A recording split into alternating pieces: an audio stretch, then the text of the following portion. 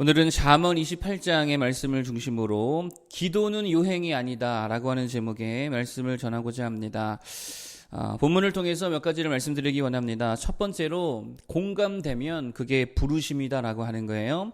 자, 3절입니다. 한번 보겠습니다. 3절 시작. 가난한 자를 학대하는 가난한 자는 곡식을 남기지 아니하는 포구 같으니라. 아멘. 이게 무슨 말입니까? 가난함을 겪어본 자는 가난한 자들의 고통을 더 잘 안다는 것이죠. 따라서 알면 뭐 해주라는 거예요? 더 도와주고 더 필요를 채워주고 은총을 베풀어 줘야 된다라고 하는 것입니다. 가난한 자에게 더 가난한 자들이 이렇게 해줄 수 있다라고 하는 것이죠.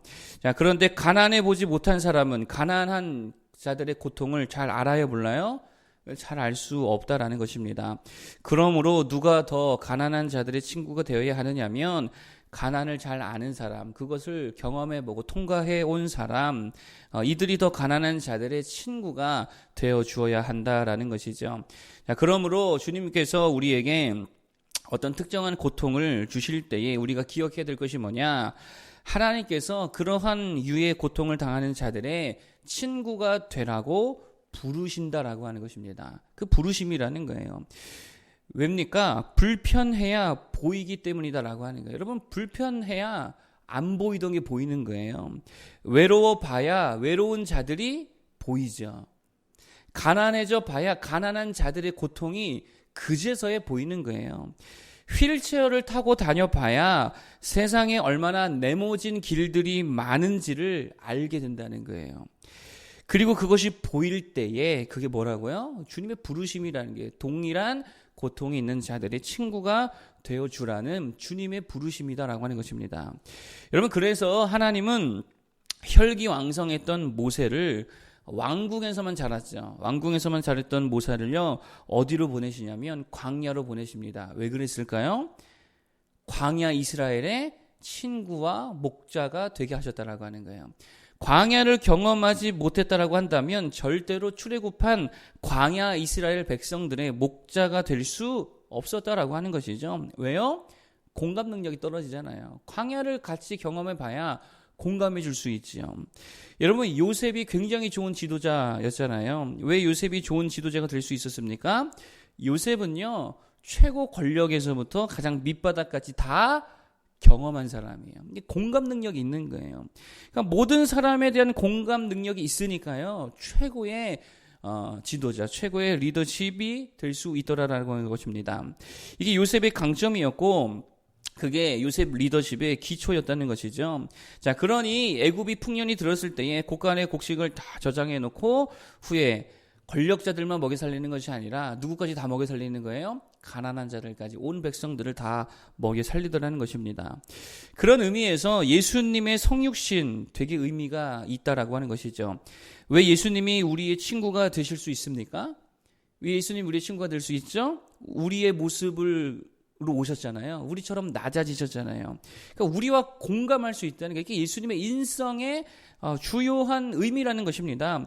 죽음을 경험하심으로 죽음에 두려워하는 우리들을 공감해 주시고 그것을 통해 우리를 도와주실 수 있다는 거예요. 그게 히브리서의 주제 아니겠습니까? 공감하는 자들 되기를 바랍니다. 공감되는 자들의 친구가 되어주기를 바랍니다. 그게 주님의 부르심이라는 거예요. 고난과 어려움을 단지 피해야 할 어떤 악으로 규정할 것이 아니라 동일한 고통을 당하는 자들의 친구가 되어주라는 주라는 건가 보다. 이렇게 깨닫고 그렇게 그들의 친구가 되어줄 수 있는 모두가 되기를 바랍니다. 그래서 그 공감력을 가지고 위로하고 도와주는 친구가 되어줄 수 있기를 부탁드리겠습니다. 두 번째로 정의가 없는 게 아니라 믿음이 없다라고 하는 거예요. 두 번째로 말씀드릴 게 뭐냐? 정의가 없는 게 아니라 믿음이 없다라고 하는 것이죠. 자, 5절 보겠습니다. 5절. 자, 5절을 보겠습니다. 시작. 악인은 정의를 깨닫지 못하나 여호와를 찾는 자는 모든 것을 깨닫느니라. 아멘. 자, 여기 보니까 사회 정의에 대해서 이야기하죠. 악인은 정의를 행하지 않더라라고 하는 것이죠. 여러분, 이 사회도 비슷한 것 같습니다. 지식인들에게 정의가 사라지고 있잖아요. 양심이 사라지고 있잖아요. 그런데 이게 단순히 정의의 부재, 공정의 부재, 어떤 도덕성의 부재의 문제가 아니라는 거예요. 뭐의 부재 문제입니까? 믿음의 부재의 문제라는 거예요. 그래서 5절에 지금 뭐라 그래요? 악인은 정의를 깨닫지 못하나 여호와를 찾는 자는, 여호와를 경외하고 여호와를 믿는 자들은 모든 것을 깨닫느니라. 여호와를 믿는 자들에게는 공정도 있고 정의도 있고 도덕도 있고 양심도 있다는 거예요. 그러니까 중요한 게 뭐냐? 단순히 정의의 부재가 아니라 뭐가 없는 게 문제라고요? 세상에 믿음이 없는 게 문제다라고 하는 것입니다. 하나님을 두렵고 떨림으로 믿고 아는 자들에게는 정의도 살아나고 공정도 살아나고 도덕성과 양심이 살아나게 될 줄로 믿습니다. 따라서 우리들이 해야 될 게 뭐냐? 세상에 정의를 외칠 것이 아니라, 개혁을 외칠 것이 아니라 뭐를 외쳐야 된다고요? 믿음을 외치고요. 여호와 신앙을 외쳐야 된다는 거예요. 하나님을 경외할 것에 대해서 외쳐야 된다라고 하는 것입니다. 그러므로 기독교가 세상에 진정으로 기여하려면, 세상의 진정으로 우리가 기여하려면 첫째는 물론 기도해야 할 것이고요. 둘째는요, 전해야 된다는 거예요. 믿음을 전해야 된다는 거예요. 예수 그리스도를 믿으라고, 하나님을 경외하라고 전해줘야 될 줄로 믿습니다. 그게 우리가 이 사회를 아름답고 정의로운 사회로 만드는 우리들의 역할이라는 거예요. 늘 말하지만 여러분 생각해 보세요. 믿는 자가 세상에 많아지고요. 여러분 동네에 교회가 많이 세워진다는 건 그만큼 그 동네와 사회에 도덕성과 정의와 공정의 지표가 올라간다는 거예요, 내려간다는 거예요? 올라간다는 거죠. 그렇기 때문에 정치는 정치인에게 좀 맡겨두고 우리는 예수 열심히 전하면 그게 우리가 사회를 변화시키는 중요한 역할을 감당하는 모습이 될 수 있다는 것입니다. 어제 오후 시간 우리가 워룸이라고 하는 영화를 보았습니다. 워룸. 워가 뭐예요? 전쟁이죠. 룸은 뭐예요? 골방을 말하는 거잖아요. 그러니까 영적 전쟁의 골방이 있어야 된다. 기도하는 방이 필요하다. 뭐 그런 주제죠. 부부가 거기 보니까 부부가 갈등이 막 심화가 되어집니다. 한 중반까지. 부모 자식 간에도 자꾸 골이 깊어지게 되어지지요. 대화로도 못 풀고 무슨 카운셀러 뭐 이런 상담으로도 안 되죠. 뭐로밖에 안 됩니까? 말씀을 붙들고 기도하기를 시작할 때, 그 골방에서 말씀을 붙들고 기도하기를 시작할 때에 비로소 그 모든 것들이 해결되더라는 거예요. 여러분 무슨 말입니까? 하나님께 대한 진정한 신앙이 회복되니까, 하나님께 대한 진정한 믿음이 회복되어지니까요, 인격이 온유해지고 믿어주고 긍휼히 여길 줄을 알고 정의로워지고, 그러니 관계도 풀리고 일도 다 풀리게 되더라는 거예요.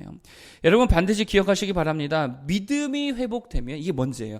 믿음이 회복되면 나머지는 다 따라오게 되어 있다는 거예요. 믿음을 먼저 회복하는 모두가 되기를 간절히 축복합니다. 그리고 그 믿음을 전해줄 줄 아는 자들이 되어야 된다는 거예요. 그러면 주 안에서 모든 것들이 다 선하게 변화될 줄로 믿습니다. 자, 마지막 세 번째로 말씀드릴 게 뭐냐? 기도는 요행이 아니라는 거예요. 그럼 기도가 뭘까요? 하나님과의 관계겠지요. 자, 9절을 보겠습니다. 9절. 자, 9절 읽어보겠습니다. 시작. 사람이 귀를 돌려 율법을 듣지 아니하면 그의 기도도 가증하니라. 아멘. 이게 무슨 말입니까? 기도를 요행으로 여기지 말라는 거죠. 문제 해결을 위한 요행, 복받기 위한 요행, 일확천금을 얻기 위한 요행 아니라는 거예요. 기도는 그런 게 아니라는 거예요.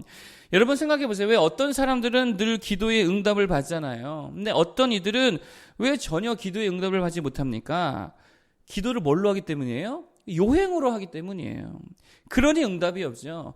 살아계신 하나님을 의지하고 살아계신 하나님께 맡겨드리고 의탁하고 그러면 왜 응답이 없겠습니까? 하나님 살아계시잖아요. 전능하신 하나님이 살아계신데 왜 응답이 없겠냐는 거예요. 근데 살아계신 하나님께 나아가는 것이 아니고 무슨 요행을 부리듯이 기도하니까 안 된다는 거예요. 요행이란 게 뭡니까? 뭐 예를 들면 비유를 하자면 이런 거죠. 동네에 되게 부자 아저씨가 있었다 한번 생각해 봅시다. 되게 큰 부자 아저씨가 있었다는 거예요. 근데 어느 날 한 어린 아이가 그 아저씨가 되게 부자라는 사실을 알게 되었어요. 그래서 이렇게 생각했다는 거예요. 저 아저씨는 돈이 많으니까 내가 가서 좀 돈 좀 달라고 하면 혹시 줄지 어떻게 알겠어. 그리고 찾아가서 말했다는 거예요. 아저씨 돈 많다면서요. 그러면 나 돈 좀 주실래요? 줍니까 안 줍니까? 돈이 아무리 많아도 돈 줘요 안 줘요? 안 주죠. 야 네가 나랑 무슨 상관인데 나한테 돈을 달라 그래? 어디서 요행질이야? 이러겠죠. 그런데 딸이 와서 달라고 하면 줍니까 안 줍니까? 주지요. 이게 무슨 차이예요? 관계라니까요. 하나님을 아버지로 여기고 아버지께 하나님 도와주세요. 아버지 이거 좀 나에게 필요한데 허락해 주세요. 그러면 때는 좀 다를 수 있어도 때에 따라서 조금 지연되거나 좀 빠르게 주거나 하실 수는 있어도 아버지가 왜 안 주십니까? 아버지는 딸에게 다 주시지요. 근데 우리가 관계로 나아가지 않고 무슨 요행으로 나아가니까 안 된다라고 하는 것입니다. 여러분 기도를 요행으로 삼지 말고 정말 하나님과의 인격적 대화의 채널로 삼기를 바랍니다. 아버지로 하나님을 인정하시기 바랍니다. 그리고 아버지께 기도하는 거예요. 저는 그 외국 분들이 영어로 기도할 때 참 인상적인 게 뭐냐면 우리는 조금 이렇게 좀 미사오고들이 있잖아요. 혹시 전능하신 하나님 이런 얘기 하잖아요. 근데 외국인들은 기도할 때 이렇게 합니다. 그냥 Father 그래요. Father. 아버지, 아빠 이거거든요. Father. 그게 좀 마음에 와닿더라고요. 우리도 좀 그냥 아버지 이렇게 기도했으면 좋겠어요. 너무 이렇게 뭐 전능하신 거룩하신 이게 아니고 그냥 나의 아버지 주님 나에게 필요합니다. 주세요. 그러면 아들 되어서 기도하면 주님이 다 주실 줄로 믿습니다. 자, 오늘 세 가지를 말씀드렸어요. 첫 번째, 공감이 되면 그의 친구가 되어주라는 주님의 부르심이다 그랬죠. 여러분 동일한 고통 가운데 있는 것을 외면하지 마시고 그들을 도와주고 위로해 주실 수 있기를 바랍니다. 두 번째, 다른 게 문제가 아니라 뭐가 없음이 문제라고요?